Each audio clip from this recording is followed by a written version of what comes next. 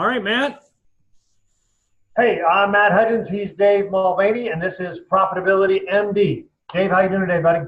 Matt, I'm doing great. How are you? How was the golf last week? It was great. I shot 2 phenomenal rounds, and I didn't win a nickel. So Somebody's sandbagging over there. yeah, you tell me about it. We won't even need to go there. That's good. All right. Hey, so I thought we'd talk about today, who's your ideal client, and is it who you think it is? That's a good Who's your subject. ideal client, and is it who you think it is? Right? And so I'm going to start out with one of my examples, and then I know you've got an example for yourself even. So let's start off with that. So a lot of times what we do when we meet a new client is talk about where's your business coming from now? Where's it come from in the past, right? And so I met with a service provider last week, and that's what we talked about. Where's your business coming from? Who has sent you referrals in the last year? Who has stopped sending you referrals? I met with a financial advisor client yesterday. Same kind of stuff. Where are your clients coming from? A lot of times you have a niche inside your business and you don't even realize. Okay, and so that's the first thing you want to do is where's the revenue coming from now? And what's really funny is when you actually look at it, it may not be who you thought it was, right? Oh, I'm really looking for these kind of people. But then you look at your own book, your business, or the roles you're getting, and they're really these kind of people over here. So the idea would be, who is your ideal client? Do you know your ideal client? And is it who you think it is? Am I marketing to the right people? So you had a cool example. Let's start with yours. Well, as you and anybody who's watched this knows that I have a background in marketing, and now I've marketed extremely technical products. In and around the electrical field. It's not the only thing I've done, but that being said, I wanted to help electrical contractors because they're trapped. They're trapped in a world of bidding, and what I found out with over 2,000 contacts in electrical contracting, what I found out is most electrical contractors don't spend any money on marketing. And and if you're a contractor and you're watching this, I'm screaming at you now. If you're not spending money on marketing, you're going to be in the same boat 20 years from now. Because if the one thing that's true about business, if you do not market your business, you will market your going out of business sale. I mean, there is no ifs, ands, buts about it. Because when you get to be 65, maybe 70, and then you want to go sell that business, and you realize you built a business all around your ability to big jobs, your ability to do everything. You have a business that's worth nothing, and marketing changes that. And the marketing is always built around a marketing message. And so I realized that my ideal client, do you think, I thought my ideal clients would be electrical contractors because I can really help them. I know their business inside and out. I really could help them. But I realized, they're not who I think they are. And it's not any knock on them. My ideal client is really somebody who's willing to spend money on marketing, spend money on themselves, to grow their mind, to grow their business, to invest into the tools, the things that they need to do to grow their business. So when I was thinking my ideal client, I was actually trying to pick a category of who they were. Right. And I was wrong. It's okay to be wrong. You have to pick a profile of a person that says, I need people who are willing to spend money on marketing. I need people who, and you do too. No, it's really funny you say this. There's one of these other gurus, a guy named Ramit Sethi, who's a financial guru. So he started a financial blog, was basically penny pincher, how to save money, how to be a penny pincher. And then he wrote a book, I think I'll Teach You to Be Rich is his famous saying. And he tried to do some coaching on, teaching you how to save money. And what he realized was people that want to save money don't want to spend any money, right? So his target market, he thought, was I want people who want to save money because I know little ways to pinch pennies, and I'll coach those people. And what Ramit found out was, well, those people don't want to spend any money. That they're penny pinchers to begin with. So he twisted, he pivoted, whatever the right word is, pivoted. So instead of, how to save you $1,000 a month, literally just changed it, how to make an extra $1,000 a month. And literally exponential. So you talk about, that was a combo of both messaging, which you just talked about. It's easier for me to market making $1,000 versus saving $1,000. This is what he said. So making $1,000 is much more appealing or exciting, and that's a better message for clarity. And then his ideal target would be who wants to learn to make $1,000 on the side, not who wants to save $1,000, because the guy that saved $1,000 won't pay me. The guy that wants to make an extra $1,000 is excited and willing to learn and willing to pay me to learn how to do that skill. And so he built this whole business based on, instead of started out save $1,000, then it was make $1,000, then it was how to negotiate a raise, how to get your ideal job, how to start your own side gig, how to start your own business, right? Boom, boom, boom, boom, boom. But he went down the road of, hey, I thought my ideal market was people who want to save money. So they got to be check writers. Dan Sullivan talks about check writers. Another one of my gurus, Sam Ovens, talks about the ability to pay. They have a problem and the ability or willingness to pay for it. It's funny you bring that up. So I'm going to bring up probably one of the a very wealthy financial guru. Okay, Dave Ramsey. Okay, everybody's heard of Dave Ramsey, but Dave Ramsey was all about getting out of debt. And think about this for a minute. So who's he trying to sell to? He's trying to sell to broke people. And when you're trying to sell to broke people, you have to have a different message. Now, Dave Ramsey has some of the best copywriters in the business, but Dave Ramsey created a program called Financial Peace. Yes. Financial Peace is very different from you're broke, and so yeah, it costs money, but that's the whole premise is he's dealing with broke people. It's very tough to build a business around broke people.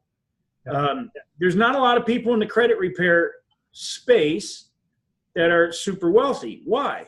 Because you're dealing with broke people. Right. I mean, you can. I know people in the real estate business who we have a credit repair side of our real estate business as well, but it's got to be an add-on, like a side gig, like you said, right? It can't be the core thing because you're selling to broke people. You don't want to sell to broke people. No, well, that's a great thing because I've got another guru that mentions financial peace is such a great wording because it talks about your messaging, right? Dave Ramsey goes, instead of, get yourself out of debt, he now changed the messaging to financial peace, and that covers a bigger gamut, right? It covers, I'm in debt. I want financial peace. Well, I want to save for retirement. I want financial peace.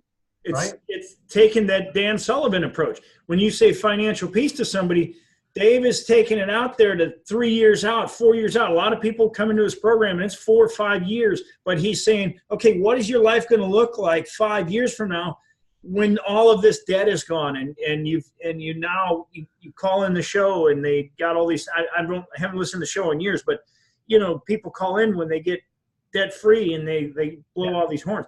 So, but it's, again, the packaging, if you're gonna sell something, the packaging has to look nice. And Apple probably, have you ever bought an Apple product? Oh yeah, I've got. Yeah. You ever notice how nice the box is? I mean. Oh yeah, I got one sitting right here.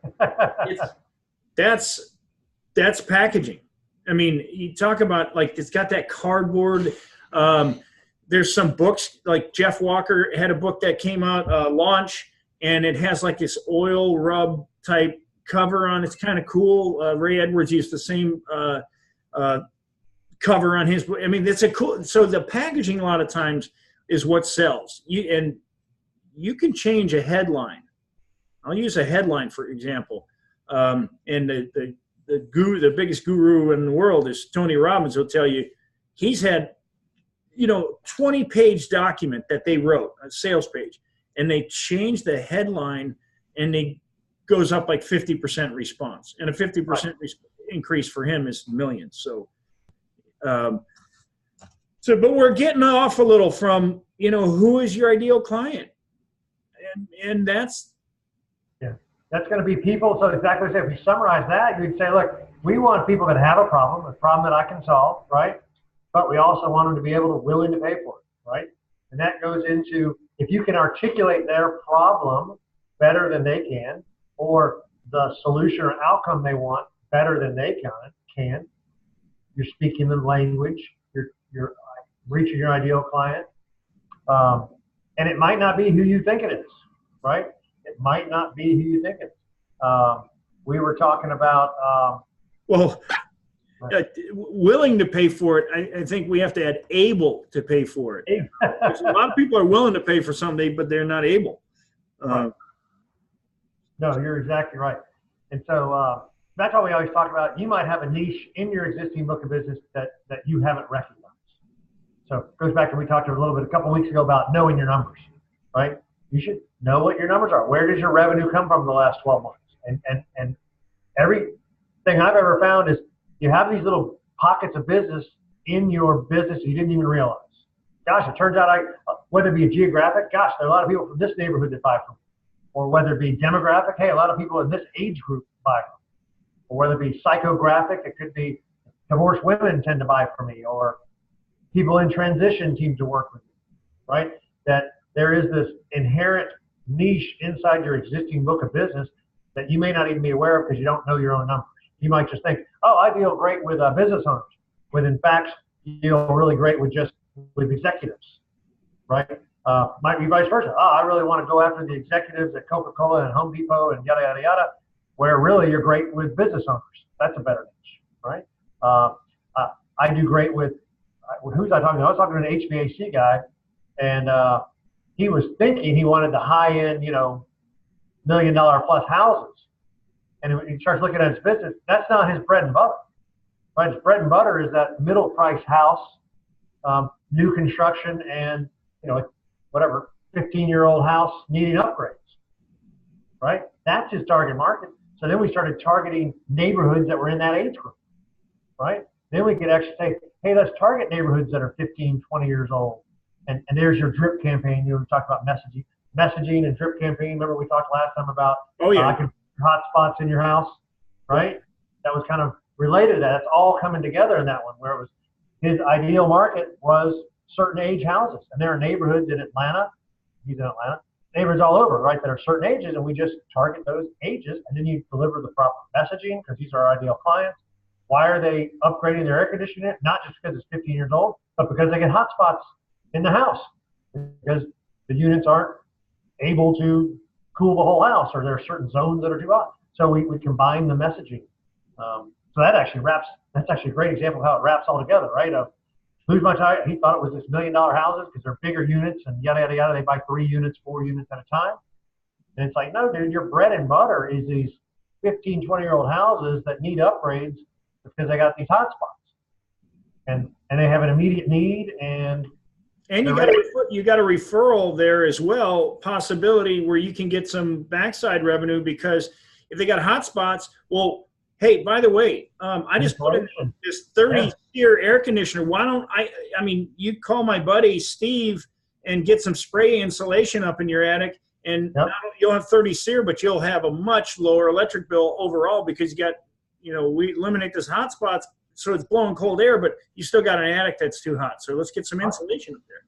And if they're upgrading the AC unit, they might be upgrading other parts of the house. So then there's referral opportunities for you to refer the kitchen upgrade person, the contractor who does basements, right? Yeah. So it's a great landscaping. You're going to redo your landscape.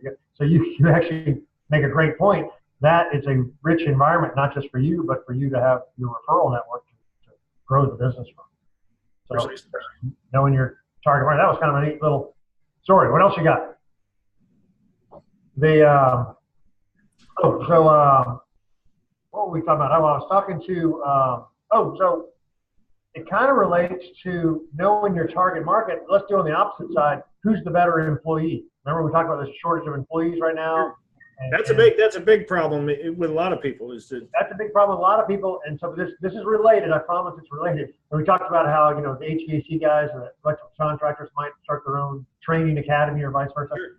I was talking to a client this morning who's a property manager. So they manage, condo associations and office buildings and that type of stuff. And you get a property manager on his team that manages each property, right? And so he had to let somebody go, yada, yada, yada. Got to replace them, having trouble replacing them, finding somebody in property management. We went through we used one of our tools, what's working, what isn't working, and brainstorm.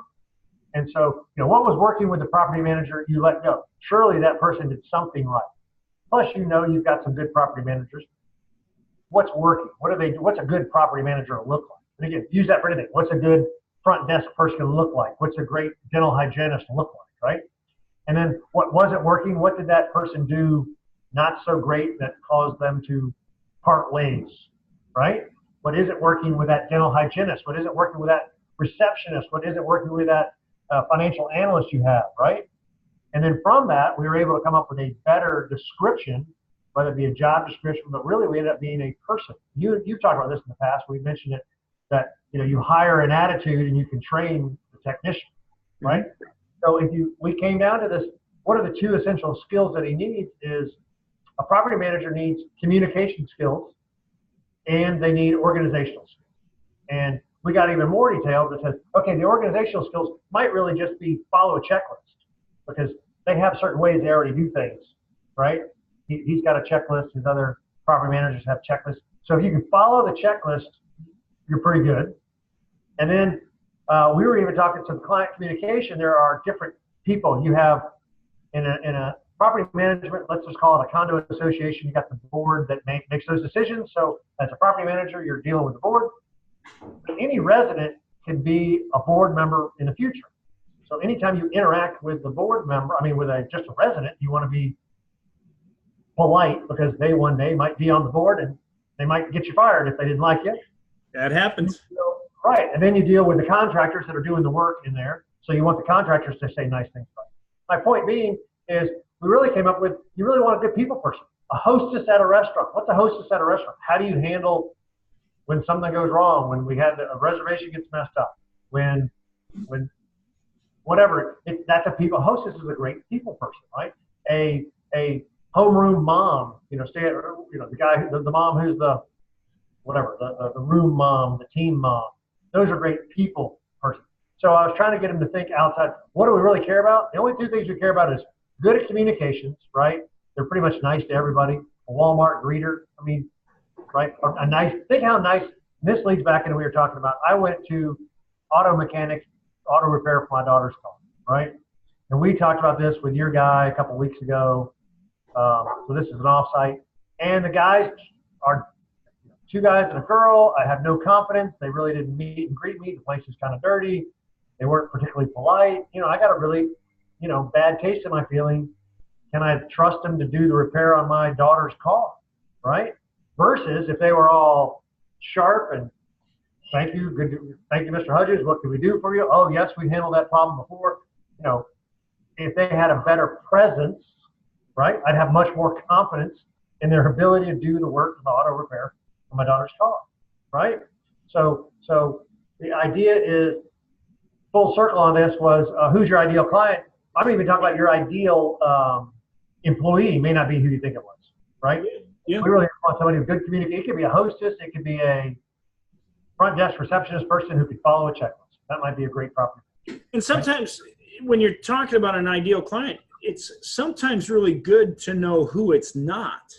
And you're talking about real estate. So my wife and I have invested in real estate many years, and we used to have rental properties. And one of the things that I knew about rental properties is I'd always walk the tenant after they did a walkthrough. I'd always walk them to their car. And if their car looked, had all McDonald's boxes and all this, I'd never rent them. You're judging them already. What's that? You're judging them already. Well, why would I not rent to them? Because if that's how their car looks, how's my house going to look here in about 6 months? Wow, so, that's awesome. Yeah. But that's really, you got to know what there's no law against discriminating against somebody who's a slob. Who's messy. And that was a policy of mine. we would pick someone else, because if I go to somebody's car and it's like spotless, it's just been armor-alled, it's clean, the windows are clean, doesn't have love bugs all over it, and I'm one to talk. My car's love bugs all over right now, but just because I just ran to Georgia and back this morning. But that being said, it's good to know who you don't want as a client. And those are, as much as you need to know who is your ideal client. And I think you have to be abstract. Like you said, they have a problem, they're willing to pay for it, they're able to pay for it, and you can articulate their pain better than they can, then you understand them. And they're going to think, just when you can articulate somebody's pain better than they can, they think you know the solution. It's good if you do, but they're going to think that you do. Right. And that, it's important. If you do, that's even better. But if you have their pain buttoned down, you can attract just about anybody by knowing their pain. And you can attract anybody, but you got to know who you want once you figure out their pain. And different people have different pain levels. Like you and I were talking about financial advisors, and you said, as a whole, they don't spend much money. Right. On themselves. What's that? On themselves. On themselves. Yeah, on themselves. And which is kind of funny, because they're of the mindset that they will always want to invest, grow and invest, and they never spend any money on themselves. Well, you got to smell the roses. So, but that's not the ideal client for a lot of people, because they don't spend any money. Right. And that's a great person. So you could even deal down to your, let's follow that, because we've talked about this with some others I think we have on this one, which was, there are certain lawyers that get it. I call it get it. But lawyers that get it, that know, I get this is a business, I just happen to be a lawyer, I need to market, and I need to grow the practice, right? There are other lawyers that just want to practice the law, and they struggle, right? There are CPAs that get it. There are CPAs that are very articulate and very taking the complex and simplify it. And there are CPAs that just do the taxes, right? They can't articulate it well, right? And so same thing with financial advisors. There are financial advisors that are willing to spend money to market themselves and learn how to grow their practice and how to improve their practice. And there are certain financial advisors, maybe the majority, that won't. Maybe the majority of lawyers won't. Maybe the majority of CPAs won't. So it could be that your niche is inside the niche, right? You just want the CPAs that get it. You just want the lawyers that get it. But you got to know, even though every CPA might be a potential coaching client, or whatever your client, I'm just coaching, might be my potential coaching client, not all of them are going to be it, because they don't all get it. Yeah. It's going to be the 5% of CPAs that get it, right?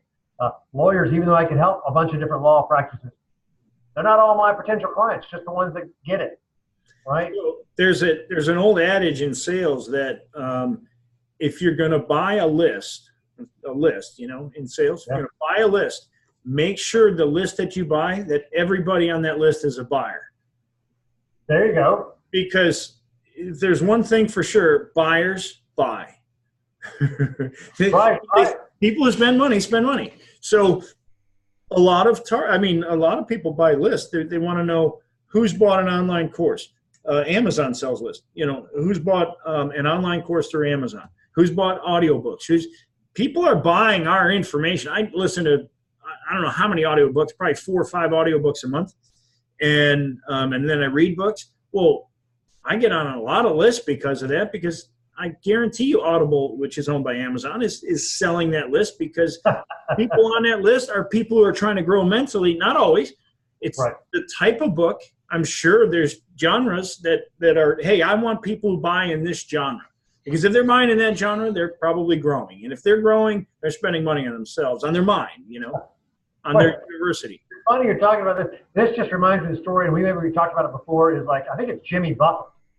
And so he knows his ideal client. So Buffett is a musician, right? But he's actually also writes like little murder mystery novels, right? But not to be confused with Warren Buffett. Correct. Different guys. We're talking about the paradigm. But he knows that he can write, if he writes his little murder mystery books, that all his fans will buy it and will make it a New York bestseller just because of his existing tribe that will buy it. He knows his ideal client is, hey, look, they like my music. I know X percentage of them will read my books. I write a book, X percentage of them will buy it. That puts me on the New York Times bestseller list. Boom. So he knows his ideal client. His ideal client is the guy that he's building in Northeast Florida. He's there. I don't know if it's his, but I know it's Margaritaville. They're building this whole subdivision here called Margaritaville. Oh, really? Yeah, they're building one here in Jacksonville and one in Orlando, and it's called Margaritaville, which means his name is on it. He owns that trademark. That means, because parrot heads, he knows are now becoming, a little older. Right. A lot of them have money, and so he's trying to appeal to that side of the market. I mean, there's a great marketer. I mean, that's a perfect example. If you're going to be in music, don't just be a musician. Be a great marketer. Who's Kim Kardashian's husband? I don't know it, but he's. Somebody's going to watch this and say, "Oh, forget it. Dave doesn't know who that is." But he's a great marketer. He's a phenomenal marketer. He's a musician, but he's a great marketer. That's the point. This leads exactly into our number 3: more transactions from existing clients. Right, 5 ways to grow a business: more leads, more conversions, more transactions from existing clients. So in this example, you've got the parrot heads. What else can I sell them? Well, sell them books. They like my books. We're going to sell them retirement communities. We're going to sell them. Doesn't he have like a burger joint as well? You think Avengers will make any money on the little action figures and all the other things? I mean, you see what I'm saying? Sell to the existing clientele. Yeah, that is increased number of transactions with existing clients. Yeah. Which also was what you mentioned before. If we were talking about the HVAC guy who's going after the 15, 20-year-old neighborhood, what else do those guys need? If they're upgrading their HVAC unit, maybe I can refer them to upgrading their kitchen, upgrading their landscape, upgrading their insulation. Especially if you're getting something on the backside. So you're let's say you're an HVAC contractor, and if you're HVAC or electrical and you're listening to this is good stuff. So you're an HVAC contractor. You got a buddy who does spray insulation, and you know him because you've done new construction. You know the guys. I mean, so you build a consortium, and so you say, look, if I refer this, you give me 10%, and if you refer somebody to you, I'll give you 10%. I don't know what the percentages are. I don't know your. No, that's a good number. 10 to 15 is right. That's right. So let's say it's 10%, but I'm going to give them a $100 off coupon, and that's going to make sure they call you. So I'm going to put this air conditioner in here. My friend Bob, you call Bob, he'll give you $100 off because it's on the back of my card, and boom, then Bob gives them $100 off, and Bob isn't going to go out there and bid against anybody because you're lending your trust. They trust you because you just did a good job for me. So now you lend Bob your trust, and Bob gets a job. You get 10%. You get a little something. So many people forget why they got in business. You got in business to make money. Right. And, I know the right thing is to say to serve the public and all that. But the reality is, if you're not making money, then even nonprofits have to raise money, right? So right, exactly. It's all about the money. I mean, really, when it all boils down, it's not all about the money. I mean, if you don't like what you're doing, change. I always say money is just a reflection of value. The more people I help, the more money I make. You should, right? yeah. So if I'm making a lot of money, that just means I'm helping a lot of people.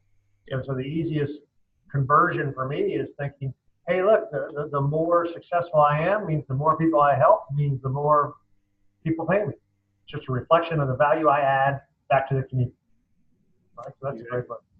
All right, so we need to wrap this up. I think we're just about at 30 minutes, trying to keep it around that level. So we were talking about, do you know your ideal not be who you broke up, Matt. Hang on a minute. Now go ahead. All right, back. Yeah, so to summarize, do you know your ideal client? And it may not be who you think it is. So both, I would tell people to go back and look at their business over the last 12 months. Where is it from? You probably have a niche or two inside of there that you didn't know about. Number 2 would also be, as we talked about, you got to have somebody that has a problem that you can solve, that's willing to pay for the problem, sees it, and that you could articulate. It goes back to you talked about messaging. You can message it better. If I can articulate your problem better than you can, you automatically think that I have the solution and you're willing to do business. Yeah. Right. So perfect. What else you got?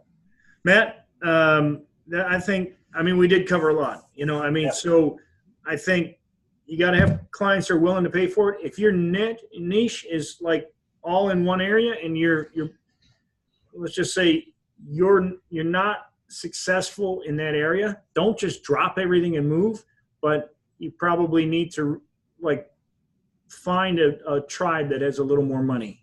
Because, like you said, the Ramit Sethi, save $1,000 or make $1,000. How much he built his whole empire on making $1,000 when he thought he was going to do it on saving $1,000.